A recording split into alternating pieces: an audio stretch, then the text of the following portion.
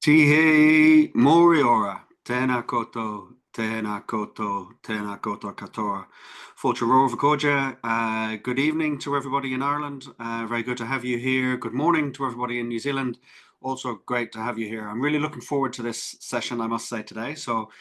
My name is Brendan O'Connell. I'm Chief Executive at Agritech New Zealand, and in partnership with our friends at Agritech Ireland, we're delighted to bring you this second of the current series webinars, this time looking at what's happening on farm when it comes to the relationship between farmers and innovators and what it really means to get into practice change.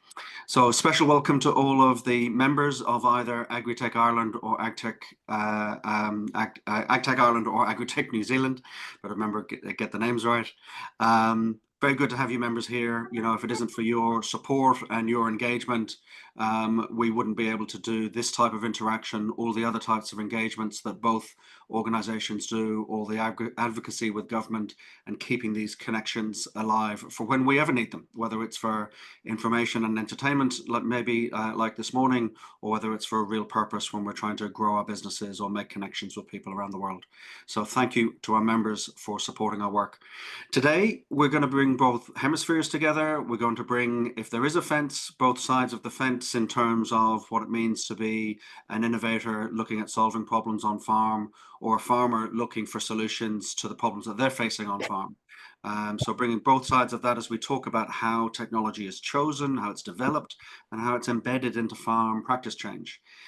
We might also tackle some of the topics that sometimes don't get talked about as directly, such as trust and risk and relationships, because at the end of the day, we have people meeting people in all of these interactions, and that's what today is about. So we have 4 great people with us today. We've had one practice session already, and that conversation was engaging alone. I loved it, so now everybody else gets to enjoy some of the type of discussions that we have. We're going to keep it relatively casual today. We have some topics to cover. As I mentioned to the panelists, and I'll repeat it again to you guys, if in the flow of the conversation, if you've got a question that you want to ask one of the other panelists, please go ahead and do so. Let's have this as a good and engaging discussion between all of us. We will be using the Q&A function, so I'll pay attention to the Q&A.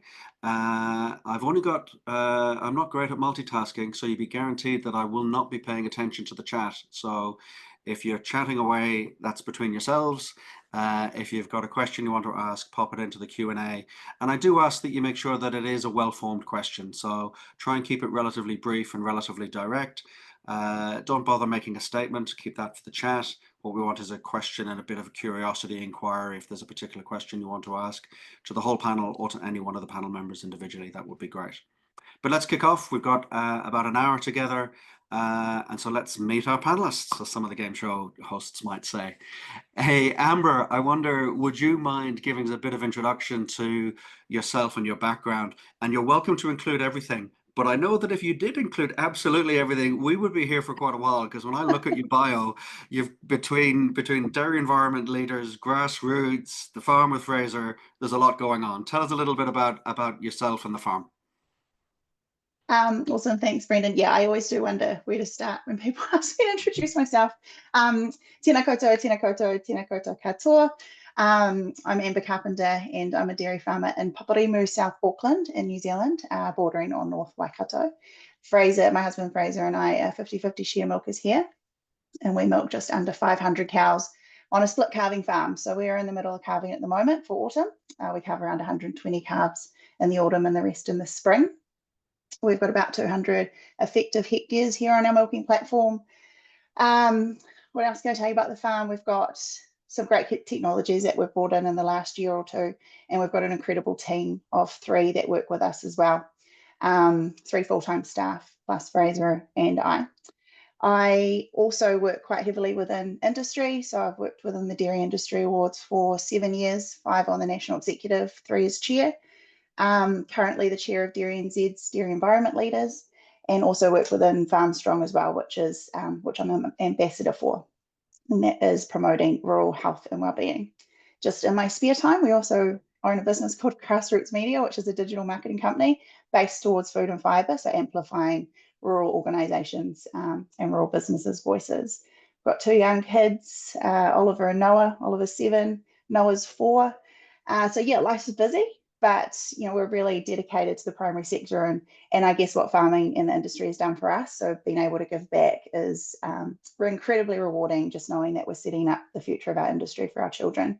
Closer to home, we work within our community as well, just working with our local regional council on setting up a catchment group on what that would look like for Paparimu, working on environmental sustainability, not just as farmers individually, but as a whole community, and looking forward to what our environment could look like in 20 to 30 years.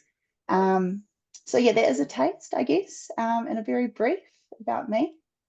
Great, thanks, Amber. Great, like I know, great range of activities, and lovely to have you here with us today. Hey, Andrew, why don't we keep it on farm, and you tell us a little bit about yourself, the farm, and anything else you want to throw in. You're welcome to show off the Irish rugby jersey as well. You'll have a couple of people shaking in the audience if you do, but Yeah, I don't think so. I don't think so. No, no, no. Like I said, you think our day is gone now, and we'll sail off into the sunset with don't be saying that. few, Yeah, our few grandstands and stuff. Oh, we missed our chance in Paris maybe 2 years ago to do one over on you. So, ending after that, we leave it be. Yeah. Anyway, back to farming.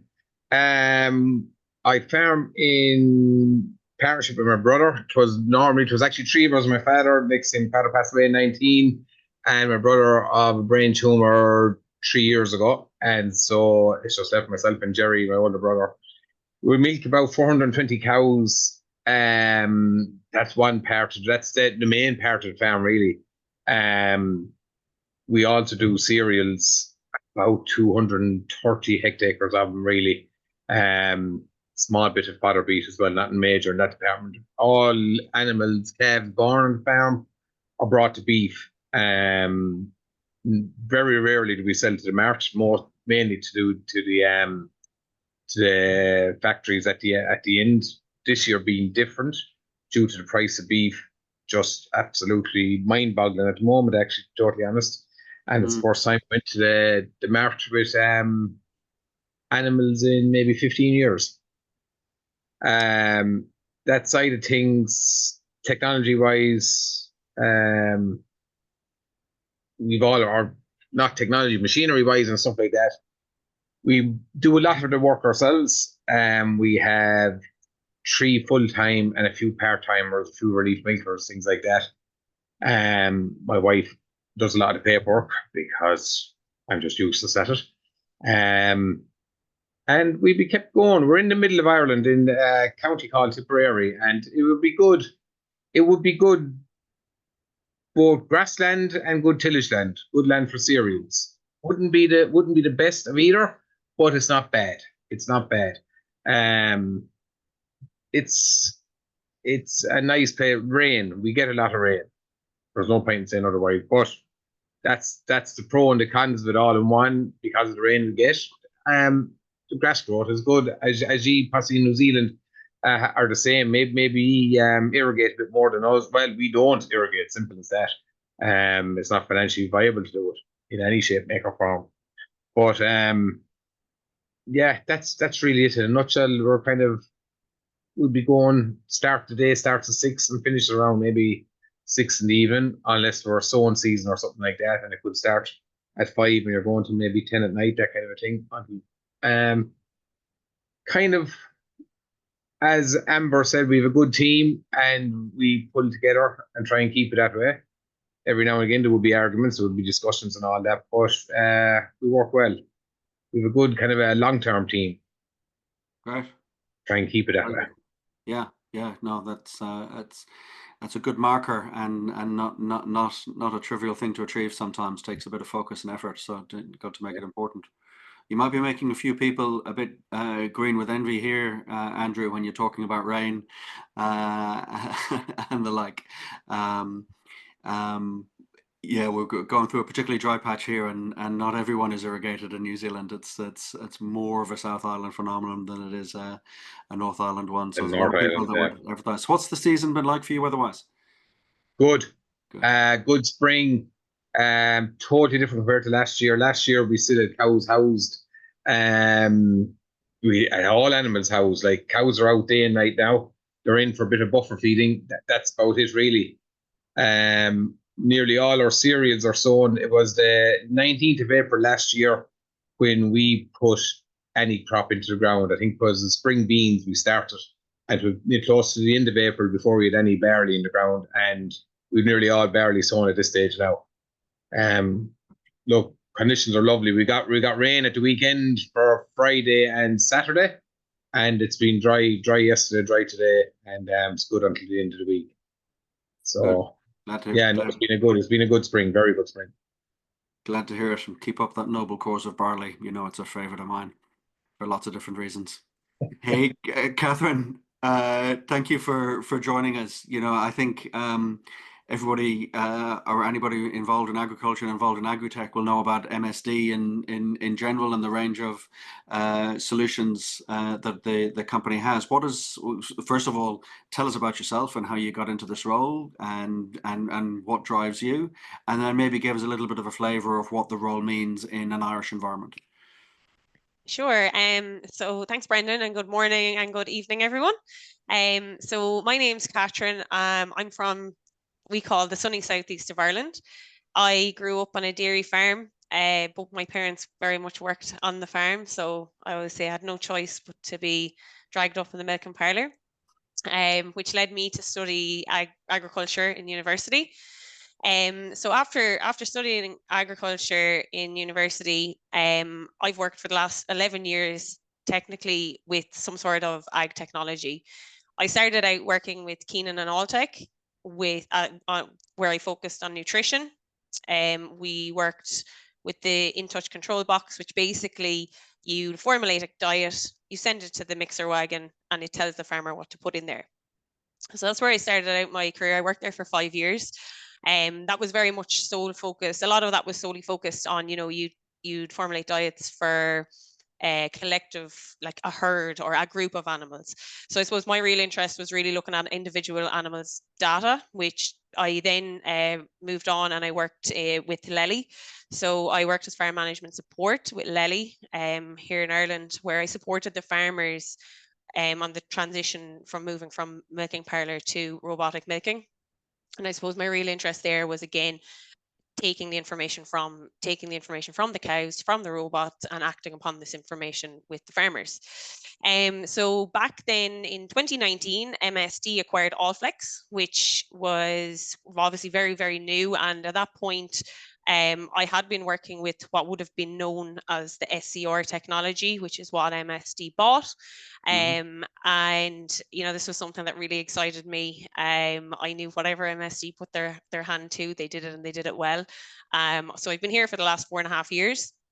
And it is, you know, it's rapidly growing here, not only here in Ireland, but also in New Zealand. which is it's kind of nice, you know, to see both. But I suppose we for claim me, we claim a little bit of All Flex history here, Catherine, and yes, you do, originally New yeah. Zealand business. Yeah, Yeah, that's allowed. That's allowed. So, look, I suppose for me, I love seeing the impact technology has on farmers. You know, through their work-life balance, through profitability, sustainability. It is like it really is a passion of. It really is. You know, it really does fill me with joy when you hear farmers saying, you know what, I was actually able to leave the farm during the breeding season, or I actually picked up this animal that was sick and I wouldn't have picked her up, or so. Yeah, for me, it's just seeing that the impact that it has on people's lives, but also as well for the animals. You know, you're keeping animals in herds longer. You're keeping the best animals within your herds. You're focusing on the best. And look at that's ticking all the boxes. Oh, good night. Thank you for joining, Catherine, and thanks for bringing in some of those perspectives. I think some of the things you're recounting there around, sort of seeing the impact that, technology can have on farm is definitely a motivator for a lot of people that are obviously working on farm, but also those who are involved in sort of developing technologies. It's quite rewarding to know that there can be a real impact having from those technologies. My own path has definitely had me land in Agritech and appreciate it over consumer electronics and other things that I've been involved in the past. So same motivations, I think, for a lot of people in the sector. So thank you, Catherine. Lovely to have you with us. And Jeremy, we've known each other for quite a while. We've met in projects over the years in New Zealand, but the last few years, you've taken some things into a more focused direction as well, and quite an exciting direction. So maybe tell us a little bit about your background. Tell us a little bit about Amer Farming, and yeah, good to have you here. Yeah, thanks, Andrew. Brendan, sorry. So yeah, Jeremy Bryant. I'm the Chief Technical Officer and founder of Amer. So founded the business in 2021, and really we've been developing a AI-powered farm advisor and operating system. And really that, I guess there's two parts to it. There's so if you think we're building a digital advisor, you need the eyes. So we've got Amer Vision, which is the smartphone pasture measurement. And then really I saw through a number of years, obviously, of working in the industry, that there was really a bit of a lack of tools that generate insights and foresights for farmers. So rather than them having to sort of sift through dashboards, actually give them some grazing plans, analyze their feed wedge, look at things. So that's really the aim of the brain. So aim of the brain will then take that pasture measurement. It will learn about the paddocks.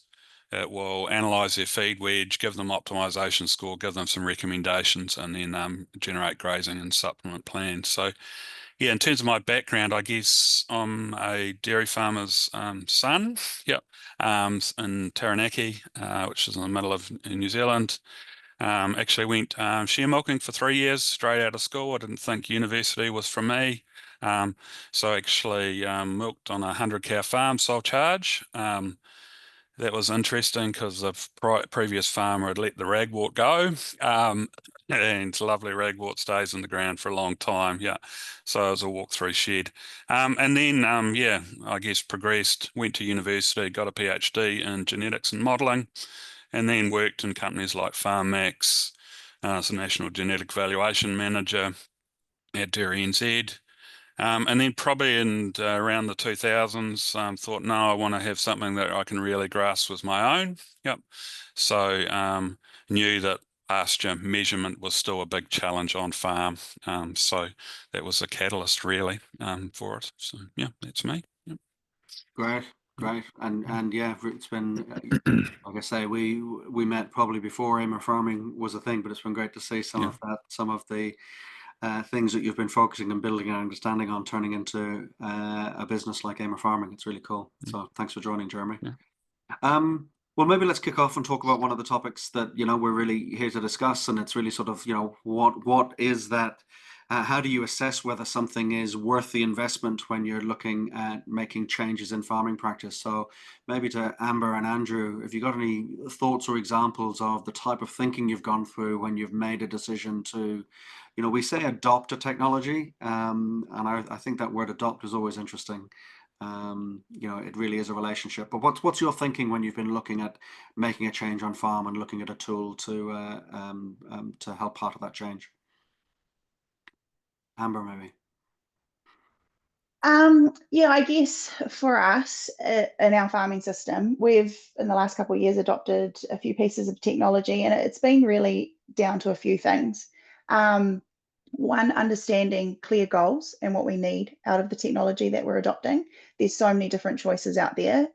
All of them are fantastic, but I guess some have not suited our farming system, and some have, which is why we've gone for some versus others, but also to be able to achieve that end goal that we're looking, whether it's down to increased production, time management, you know, work-life balance is really key for us and our team here as well. So I've been able to, I guess, allow our guys and ourselves to have more time being productive and efficient versus, I guess, being very more hands-on. As Fraser says, we have farmed a lot by pen and paper. So it's really great to be able to bring on technologies to assist in that way. The other factor for us is around return on investment, and is it giving us that return that we're looking for? And I guess modeling what that return is going to be, and no matter what our season might bring, what the payout may do in the future. So what is that going to look for us? Are we still going to be able to afford the technology if the payout dropped or production decreased due to weather events or whatever might happen? So that's two things that we'd look at: return on investment, and is it hitting our goals? And they're probably key factors. How do you assess, what do you think about when you're thinking about return on investment? Are you sitting down and doing a full analysis? Are you doing that yourselves or with an accountant, or what sort of thinking goes on around that? It's, I guess, depending on the technology that we are bringing in and the cost, the end cost of that technology as well, the size of the investment that we're putting into our farming business. We do a few kind of, I guess, budget and models ourselves. We also work, like our farm team extends past us on the farm. Like our team are incredible, but we need our rural professionals in our team. They're part of our team too. Our farm consultant, you know, bank manager, accountant, and even the technologies we bring on farm, they become part of our farming team, because we can't do it without one or the other. So it is discussions. It is a bit of a consideration around, okay, so I guess from a pasture management tool, chatting to our farm consultant, putting some modeling together of what this could look like and what this could do from a return of investment point of view. Also talking to those that have the technology and how they can see that affecting our business. There's been some technologies that we've looked at which have been incredible, but it's not given us probably the return on investment that suited our business. Were you able to make that assessment before engaging with the technology, or was that something you learned after buying the technology, basically, or trying it? Before. Okay. So I guess in essence, we really do our research. And again, it is different in the technology. So when it came down to putting collars on our cows, there are multiple options here in New Zealand for collars, and we chose the collars because it was going to hit the goals that we wanted to achieve, and it was going to give us the return on investment that we were looking for. And that was really down to time.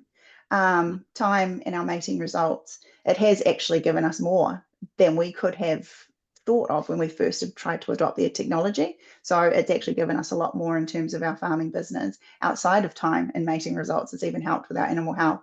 And that's been just an added bonus. But the reality for us and our collars was around making sure we could get someone out of the shed. We've got a low infrastructure farm, which hence why we have probably more people than needed for a farm our size.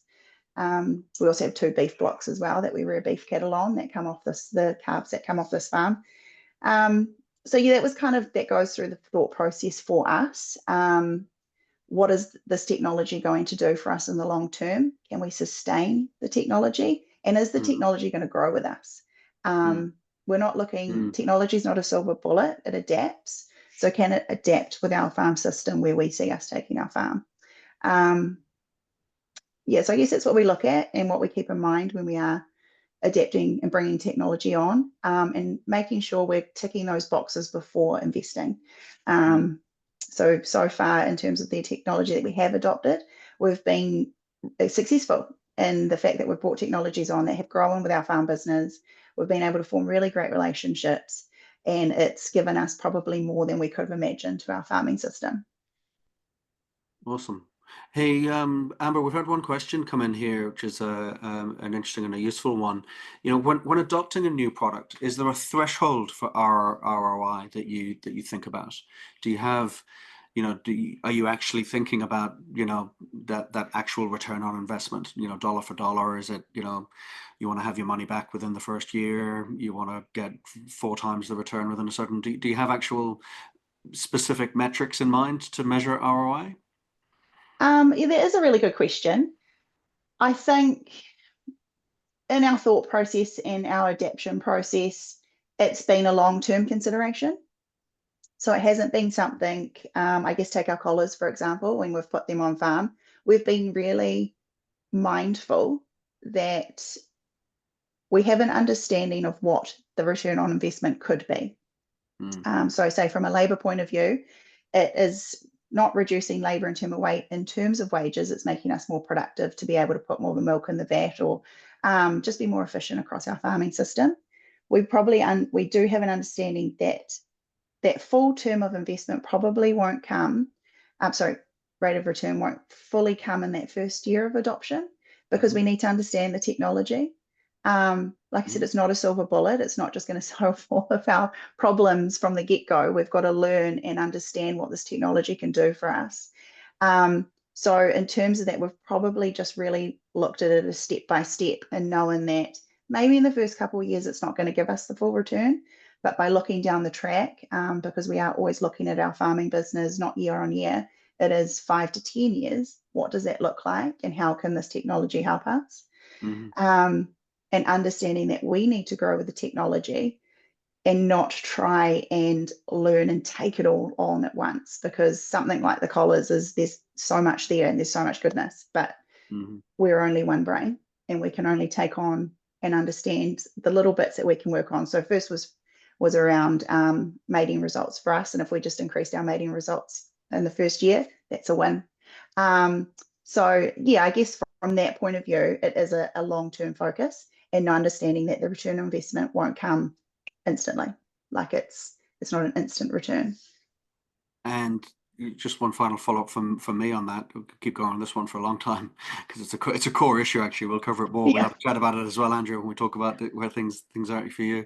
But when you think about return on investment, I mean, are you thinking purely financial returns, or have you got other aspects of the business in mind as well?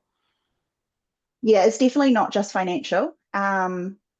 And it is really a farming system. Like, so to farm sustainably, we've got to make sure, obviously, environmental sustainability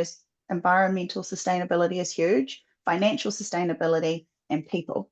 So sometimes when technology is adopted, it's actually not a financial decision, it's a people decision. Giving our guys more time in the day to either have a break, to go home earlier, or to have time to think about the bigger picture instead of just ticking boxes and getting things done every single day. So yeah, it's not always financial. There are other aspects in it to why we'd bring technology on. Thank you. Andrew, how does that ring true for you? I know you've been used a range of technologies on farm. Some of them have lasted, and we had a bit of a chat about some of them that might not have lasted or delivered what was originally intended. What's been your criteria for making decisions in this type of area? I suppose, look, actually, Amber's top points, the silver bullet was perfect. Technology, it's brilliant, but it's not a silver bullet either. And a bit like the people that work with us as well, you have to learn their weaknesses and work around it. Like, you know, not every piece of software that you get or technology is going to be perfect. There's going to be issues with it, and you have to, as Amber said, you have to decide whether it's going to be, is it going to be beneficial to you? And it's not always going to be it's not always going to be financial either. It's going to be workforce. Maybe case in point, maybe an automatic foot bath we have, just that you don't have to worry about someone filling it every day, a manual one with water, adding the acid or the copper or whatever it is to it, the formalin to it to foot bait the cows. It's just all done automatically now. And it's just small things like that it's, I don't know, as Amber's, it just gives your brain more time to think about other things. That you're not caught up with the same things every day, that you're not telling someone, hey, fill the foot bath, hey, draft out this for an automatic drafter as well, and that you're not telling him, draft out this animal, so on and so forth. It's just kind of, I don't know, it's freeing up your brain for more things. Let them be farming wise or let them be family wise, but it just gives you more time to think of other things. Yeah, that's definitely a big thing. That's with the animal side of things, like with the cereals, auto steer and boom selection on the sprayer, stuff like that. It's, geez, when I think back, I don't class myself as old per se, but I suppose I'm getting older. But like the leaps and bounds, even in the past 10 years in technology has been massive. Farming wise, it has been massive, and it's going to come more and more that way. Like I don't know what New Zealand is like, but I know what Ireland is like. We've a good workforce here at the moment. They're great to work with, but like you never know what's going to happen. I like to turn up tomorrow and say he's handing in his notice, and he could be your best man, and then you're back to square one. Like all it takes is to be down one or two good men or women, as case would be, and next thing you're under pressure straight away. So technology, like it's not always financial. It's not like I'd look at the financial side of it, and if it's manageable, I wouldn't do the maths per se. Maybe like Amber was, it wouldn't be my way of doing things. But if it's not absolutely astronomical, and if I think it's beneficial, I wouldn't turn it down. I wouldn't. You know, I'd think seriously about anything that's going to make life easier. Good, yeah, it's fascinating. Hey, there's a question here that's worth. I'll read it out. It's probably to both Andrew and Amber, really. You know, when you're looking at evaluating technology for farm, what level of skepticism do you maintain about new technologies? So, do you need to see a new technology used by lots of other farmers first? Do you take a manufacturer's sales pitch at face value, or is it something in between? I've been known to jump and then look afterwards. Yep. Yeah. No. You're a beautiful man, Andrew. We'd call you a trailblazer. And the industry wouldn't be where it is if it wasn't for people like you. Yeah. No, it wouldn't bother me too much if, like, I would maybe too much, and to my detriment from time to time, I would listen to too much you know, salesmen and their promises, I suppose, maybe the best way of putting it. Salespeople and their promises. And they might go overboard, might say things might do certain things, and you're skeptical, but you'll just give it a chance, and next thing it lands in the air and maybe it doesn't do exactly what it says in the box. Yeah. Does happen. But then, like I say, if you don't take a chance with things, you're not going to move. You know, I don't know. That's just me. Take a risk, and if it's going to suit the farm, it's worth the risk. Yeah. Great. Yeah, nice. Amber, what about you? That range of things around, you know, doing it first, listening to the expert who's coming along with a piece of technology, or something in between, looking to other farmers. What's the mix of things for you? I'm probably a little bit in the middle, depending on what it is. I'd like to think we are fast adopters in terms of taking technology on board, and I think if there is a technology that we know is really going to help us from the get-go, and AIMA was one of those. We're doing pasture walks. It takes a day on our farm for one person to do a pasture walk. So we came on board with AIMA pretty quickly, with not a lot of really thought around it, just knowing that, wow, this technology is incredible, and what it can do for us is awesome. And then there's other factors where, I guess, depending on what the technology is, that we might kind of actually think, hang on, we might give this a bit of time. I guess it comes down to need and urgency and your gut feel towards the technology as well. So yeah, I'd probably sit in the middle, depending on what it is. And I also have a husband that is a little bit, and he'll tell you this, so I'm not saying anything he won't say. He is not as tech savvy. Yeah. Just shut that door. He's not as tech savvy, so I do sometimes need to kind of give him a little bit of a push. And he's loves technology and wants to adopt it. It's probably more about he wonders if he could use it properly to be as efficient. But we've got a young team and they adapt that technology so quickly, which is fantastic. So yeah, I'd just sit in the middle, I think. Interesting. I'm really conscious we've got two of the people who want to engage in this conversation, but I'm really appreciating as well how people are engaging in the Q&A, so keep it up. So one final question on this. Both of you have mentioned sort of the relationship with people that you work with on the farm. So how crucial is good tech on the farm when recruiting or retaining staff? It's getting more important. Sorry, Andrew. Yeah.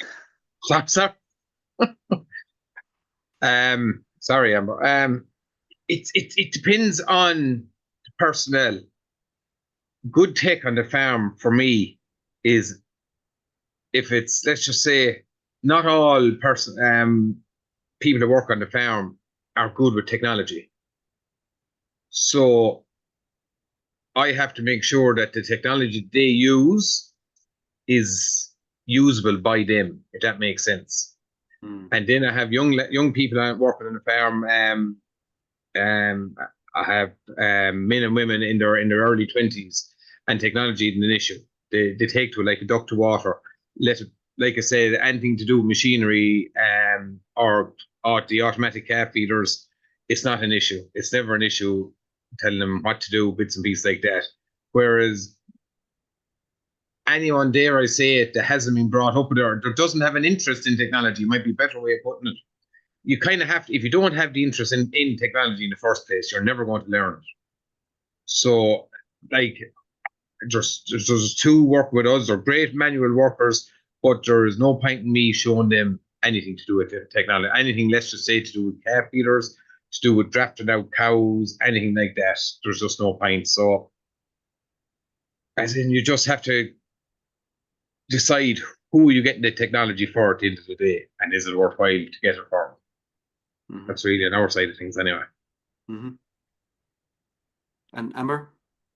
Yeah, we're probably not as reliant, but also it is becoming, I guess, more important the way that farming is evolving in New Zealand. We've got a lot around our environmental sustainability conversations. There's a lot around, I guess, that work-life balance and looking after good people.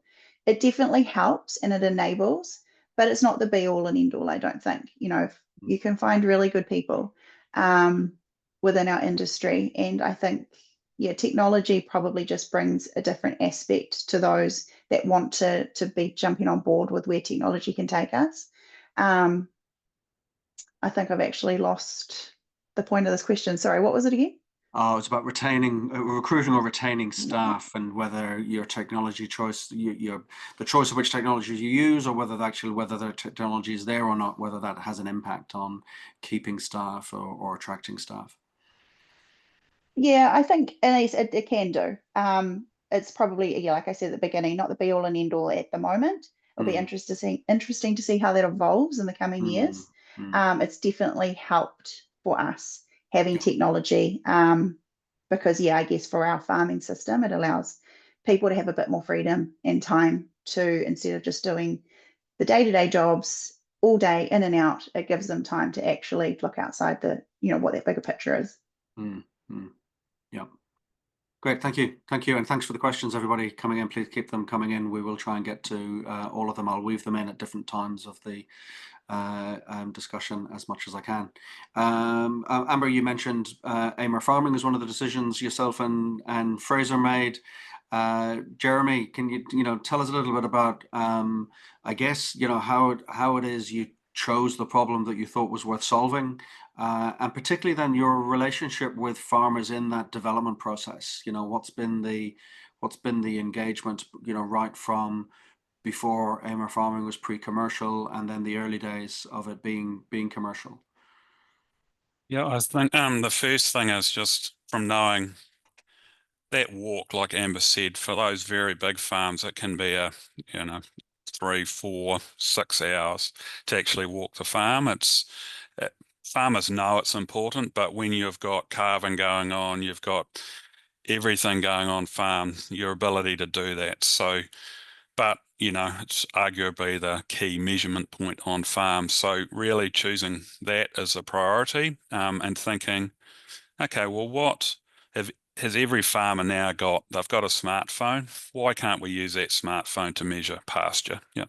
So that was a catalyst, I guess. And then thinking, okay, so why do you have to measure all paddocks? Why can't you just measure a portion of the farm? So there's that smartphone, and then we've got sort of what I call a farm walk feature, which AIMA will learn about the paddocks as you're entering data. It will then estimate the other paddocks that you haven't measured and then provide that. So yeah, actually talking to a farmer down West Coast who was like Fraser and Amber came on very early with us.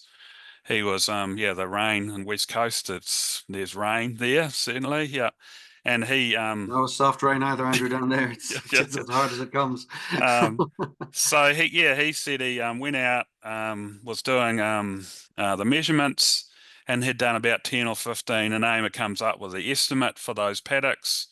And he realized, oh, actually, AIMA's almost estimating before I come into this paddock, I'm going to do 10 or 15 paddocks, go home, spend some time with the family. So that sort of story really resonates because, fundamentally having that family time or being able to do other things, but you've now got that data point. Yeah. So, yeah, well, that's one of the fundamentals, I guess. And really then also there's a sea of data through all these different collars, different technologies, actually then generating insights from that. So you don't have to do 1,000 clicks to generate that. So in terms of the farmer involvement, it's an interesting thing. So I was actually looking to do some farm. I actually posted on a Facebook group and said, hey, I wanted to develop this technology. Within about 20 minutes, I had 30 farmers that contacted me and said, hey, I'm happy for you to do a farm walk because I'm not really keen on doing it myself. Cheap labor, Jeremy. Yeah. So I went out and did that basically every 2 weeks. And then through that evolved, and actually through that, then generating the different reports, testing that with them, saying, does this resonate, and that side of things. And that's really continued on. We now have a group which are beta farmers, which have been very integral in the development. Sometimes I've had the view, okay, they want this, and they said, no, that's not important to me as a farmer. So we've pivoted towards that because I've been before where I've developed things and we haven't involved the farmer early enough and it's not fit for purpose. So really learnt from that. So them, I'll ring them regularly just to chew the fat, go and visit them, see that. And I know likes of, I think Bella is on the phone to Fraser quite a bit just to say, okay, how can we do this? How can it work better for you? So it's very important to help shape the products so that it solves the problems. And those problems might not be profit sometimes, it may just be time saving. And ability to get on with their day, really just drive the business forward. Yes, there's going to be a profit in a thing, but fundamentally there's multiple reasons why people adopt technology. And not every feature that you have in a product is going to be the one, but as long as there's 2 to 3 in there, which they say, hey, this is really assisting, that's great for us. Yeah. So, yeah. And Jeremy, Andrew and Amber sort of self-identified as one a trailblazer, one middle of the road, 2 highly inaccurate descriptions, I suspect, but just labels to work with. As there are more farmers using AIMA farming now, are you finding those type of interactions with farmers changing? In other words, people who are who may not be trailblazers and they've waited for a little while to see what's happening. Are the relationships changing? Is the product changing to suit a different group of farmers? It is. So obviously early days you do get those early adopters, which will be a lot of feedback, but then you get into the sort of the middle majority, I guess, that they're looking for different things and they're looking for simplicity in a product. So we've actually just developing I hate the term, but a lighter version of AIMA, which they have to do a little less to get going, and it's a little less daunting. Yeah. It's very much built on that pasture measurement via the smartphone. That's the star of it, which we are just launching updates to our models in the next month. But so then, so basically what we'll look is they'll have the ability to trial AIMA Vision and then go into what we call AIMA Essentials, which is a lighter product. And then when they're really humming with that, form the habits, then we'll almost say to them, okay, we think now you're ready to do the step up to the more detailed product, which we call AIMA Pro. Yep. So that they are just a less barrier to get going. It's a bit simpler to do. So that's really learning from that second wave, I guess, to say, okay, well, there's still a bit that you have to do. Let's make it even simpler. Yeah. So you've got to do that when you're a tech company and learn from those initial that some people say, it was just a little bit too much. Okay, we need to do something a little different so that the barrier to entry is a bit easier for them. Yeah. And Jeremy, you can slap me if I get this wrong, but you have been looking at overseas markets already, haven't you? You've looked at Australia, is that right? We have, yep. It was a bit weird. So we actually put on a YouTube video and was the early version of AIMA Vision. Actually got contacted by Chile, a company in Chile that said, we really like what you're doing. We've got the same challenges. So we've been working with them for about 18 months. So Chile is our sort of next market where we're launching AIMA Vision, that smartphone measurement.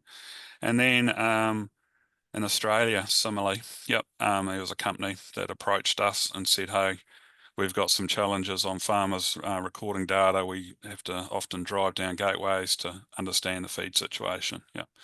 And more recently, we've now got some relationships in the UK and in Ireland is emerging, not quite finalised yet.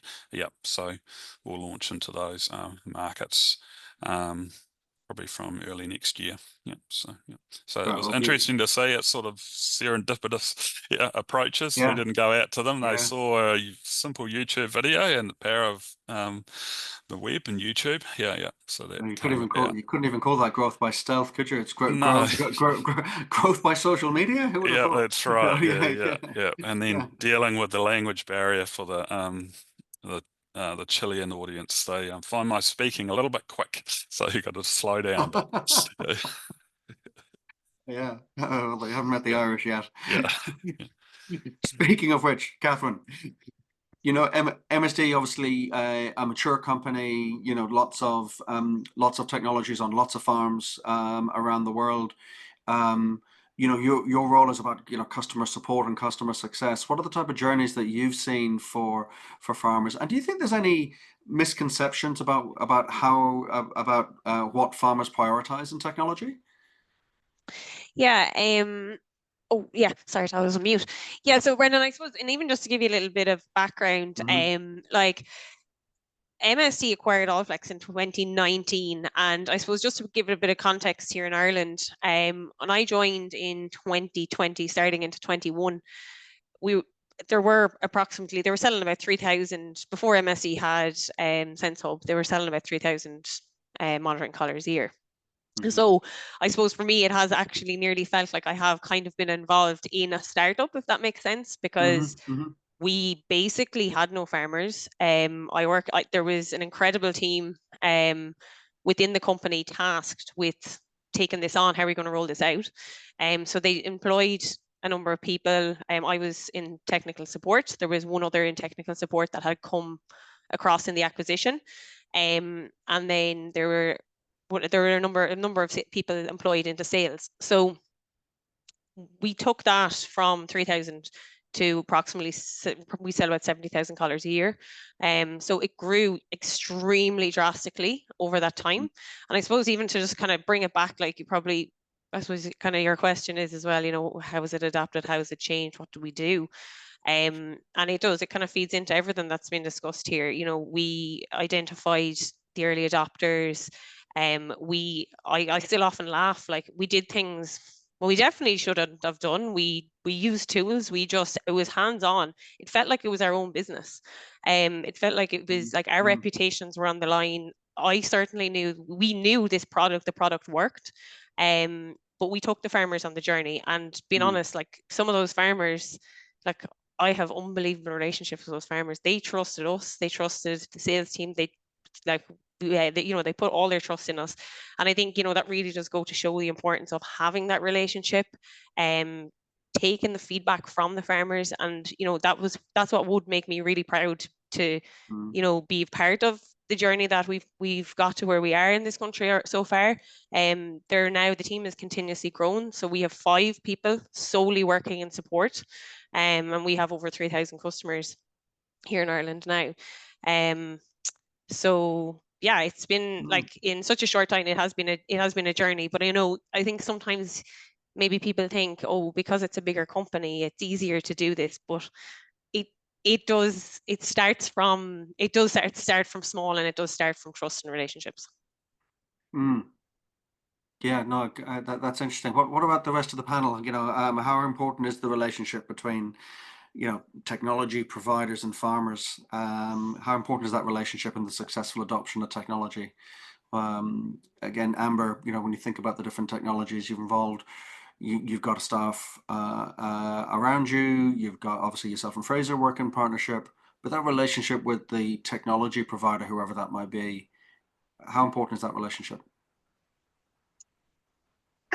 For Fraser and I, huge. We're relationship people. And I think I mentioned before, it's not just our team here on farm that we consider part of our farming team. It is the extension from rural professionals, our vet, accountant, right down to people that bring tech onto our farm as well.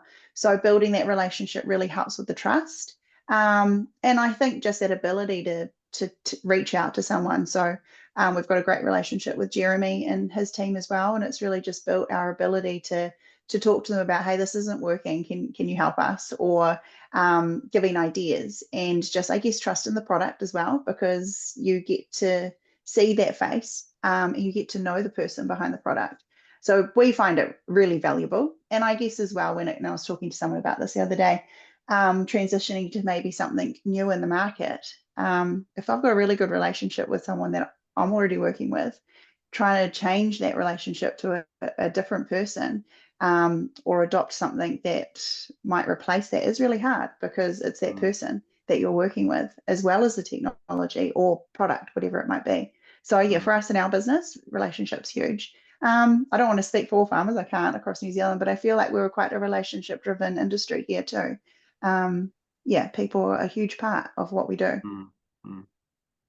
Andrew, you've had quite a strong relationship, I know, with the Herdwatch team over years. Are those type of relationships an important part of how the decisions you make and how technology works for you?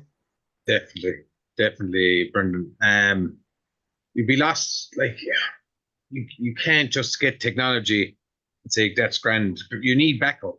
Yeah. You need someone at the end of the phone, maybe someone to come out in relation to the collars and stuff like that. A phone call, if there's an issue and you're not sure, you might need someone out on site to show you exactly where you're going wrong. If you're not understanding the data properly or something like that, which has happened to me. And the collar suppliers came out and they showed me in better detail what I was looking at, or what I needed to see. And you need trust. You need trust with them. You have to trust them that they're selling you a product that you need, and that's a good product, and that it won't let you down. With Herdwatch, in fairness, look, I've been with Herdwatch since 2014. I suppose one of the early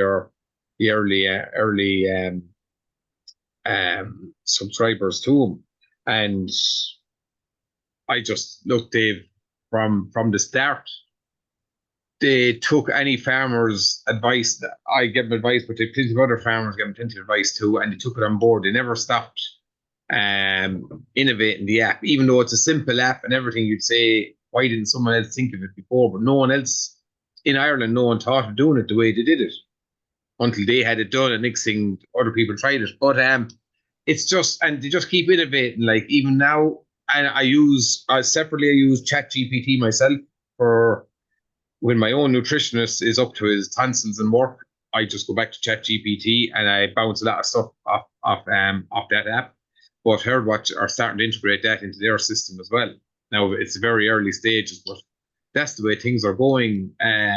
Definitely here in Ireland, that you see AI kind of coming into apps a lot more frequently, and the agricultural side of things. Yeah, I'm sure that's I the assume case. it's the same in New Zealand as well, is it?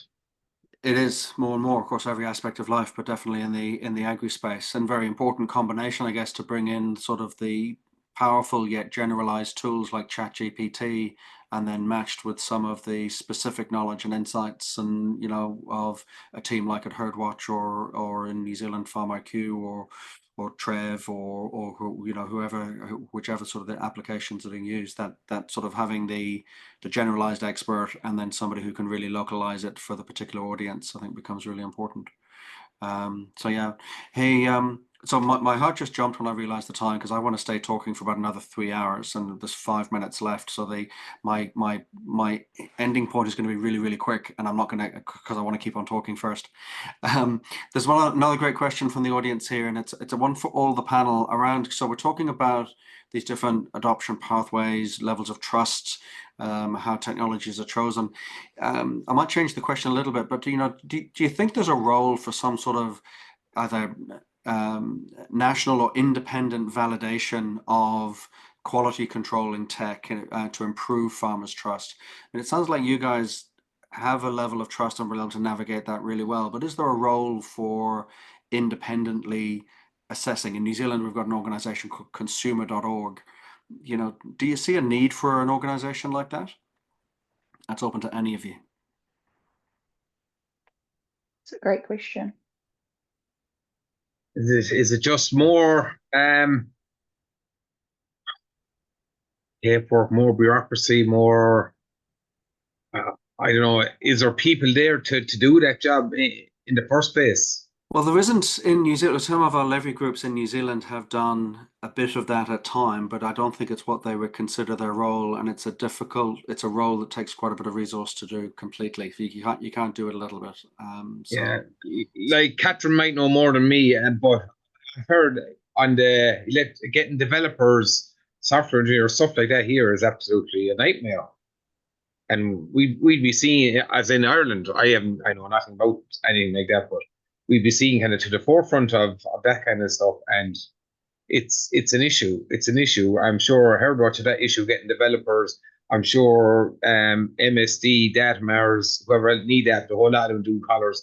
They have issues as well with getting software developers, engineers. It's like to try and get other people to tell them what to do and what not to do, even though they're at their wits' end trying to do what they're doing themselves.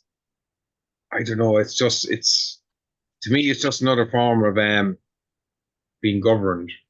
Yeah. Not trying to sound anyway political or anything like that, or far from it. But there's just enough red tape there as it stands. Yeah. I think it probably just puts an extra layer that maybe right now doesn't necessarily need to be there, maybe down the line. But I think I would like to think that products are validated enough, they're tested enough. You're not going to be sold a pup. Farmers can make their own decision, just like on Amber or Andrew's list of why they make decisions.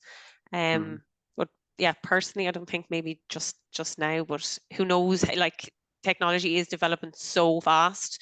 Like, who knows what it will look like in like 10 years' time. Yeah, I'd agree with those.